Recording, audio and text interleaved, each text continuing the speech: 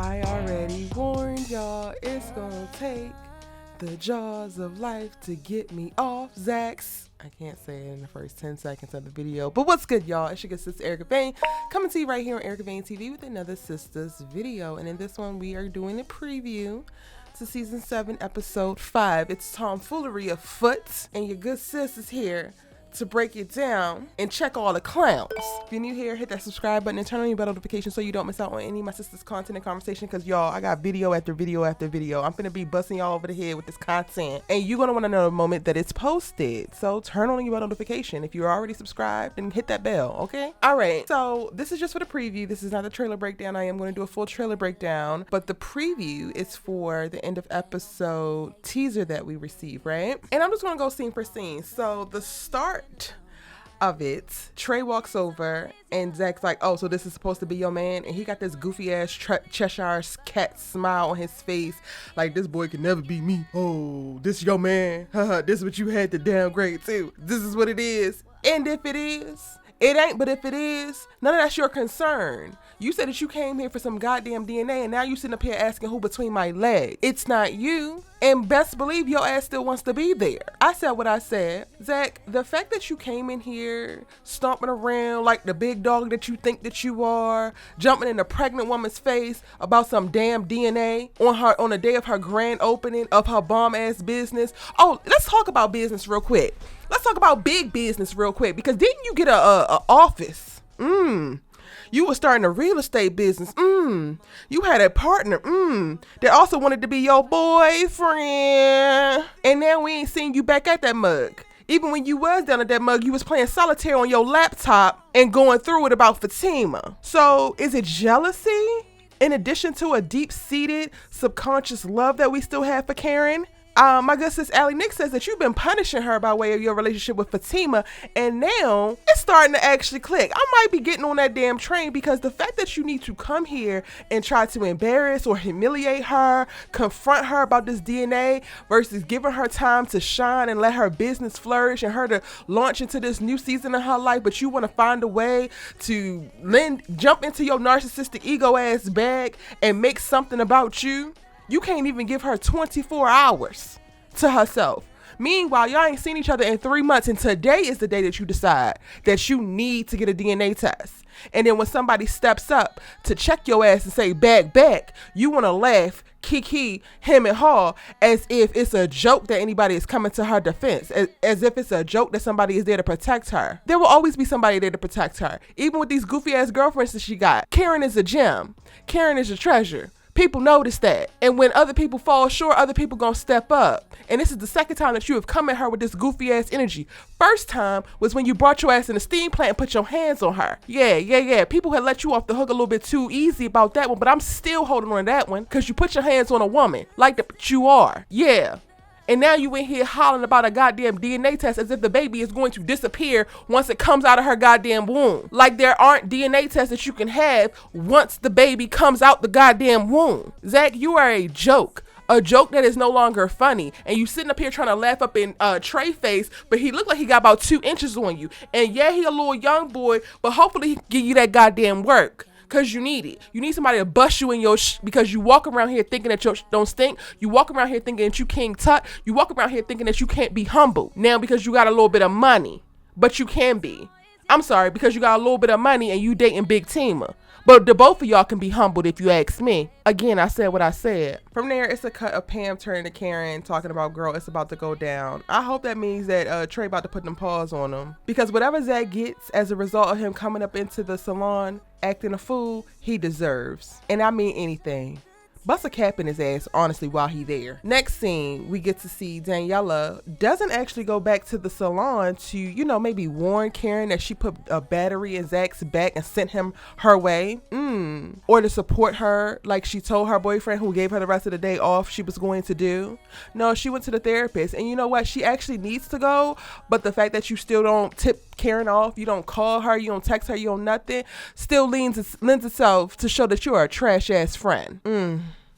trash ass woman, but I digress. Danny's ass is at the therapist, and Carisha's like, why don't we start with your dating life? You mentioned you date the wrong man, and she says yes. So does Tony count? Is Tony one of the wrong men? Or are we just going back in the past? I'm just curious. Y'all, the way I do not see it for Daniela, and I was so excited for this storyline of her going to therapy and healing her trauma, but as she can continue to show up as the trash ass individual that she is, I have completely divested and don't give a damn about her healing, don't give a damn about what comes her way. Girl, it's whatever, because at this point we done gone 6 seasons of you being trifling, passing it off as you being honest, hating on everybody around you, probably blaming everybody around you for the shitty ass life that you live. Meanwhile, you making the decisions that you make. Nobody's making you smoke all that weed. Nobody's making you drink all that alcohol. Nobody's making you stay at the airport. Nobody's making you sleep with every man that looks your way and might happen to like you, or at least like you in the damn moment, because they don't actually like you. They just want to sleep with you, and guess what? You're okay with that because it's just about sex anyway. And this is not the slut shame or hoe shame, because again, I want a hoe to do whatever the hoe wants to do. Go, toe to toe, do your thing, hoe, if that's what you're about. But like, also don't be out here hoeing and then mad that you don't have a man or don't have somebody that's truly invested in you. If it's about the sex, let it be about the sex. Daniela is moving through life as if, oh, it's just about her getting this itch scratch, when she deep down really does want to be loved, wants to be taken care of, wants to be supported, wants to be in relationship but don't know how, wants to sabotage every goddamn thing. And then she looks at the people who do have the thing that she wants, and she's judging them and jealous of them.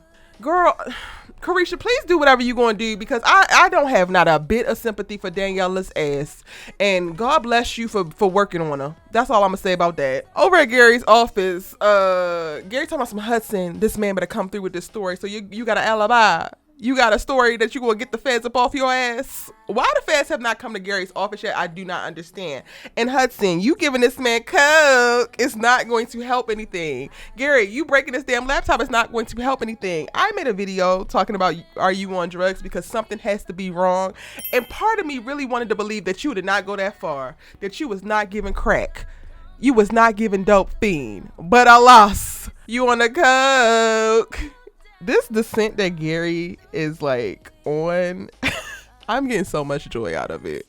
To find out that he is actually on drugs. Yes, please.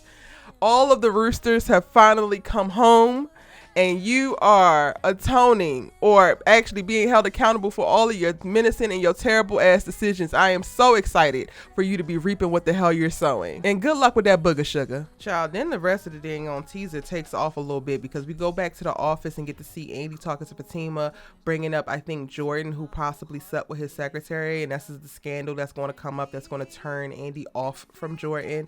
But then from there, we go right to like a date night with Jordan and Andi leaving, and we get to see Gary in the car snorting up with his little gun by his side, and it's like, sir, is it really ever that serious? What you gonna do? You gonna shoot him? You gonna pistol whip him? Gary, if you don't take your goofy ass home, you are not really about this life. Or are you? Y'all, I don't know. I already made a video about Andi, or at least I did the synopsis breakdown for episode 7, and I believe that's where the whole 6 or 7, where the whole scandal about Jordan is really going to come into fruition. And I spoke about not really understanding Andi judging him for this, just given the fact that she is bearing the brunt of like being exposed and all of her relationship with Gary impacting her career and people around the job, like knowing. So like for her to be a person to judge Jordan and want to break up with him simply because he potentially slept with his secretary, as if she didn't sleep with Robin and another woman, or she ain't sleep with Paris, all of them, you know, work at the law firm, is beyond me. It's like, girl, calm your coochie. But okay.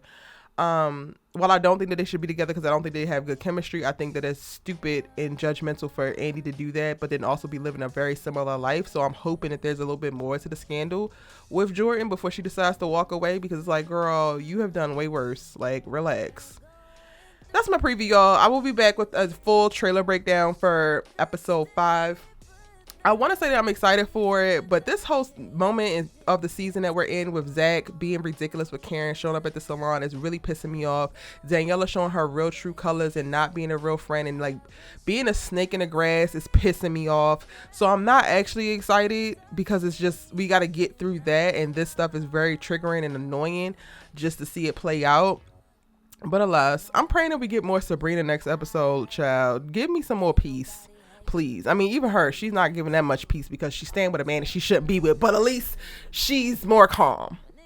Drop your thoughts in your preview and the storylines that you're most interested in seeing in the next week's episode in the comment section down below so we can keep the conversation going. It's your good sis you love to talk TV with, and I will see you in the next one.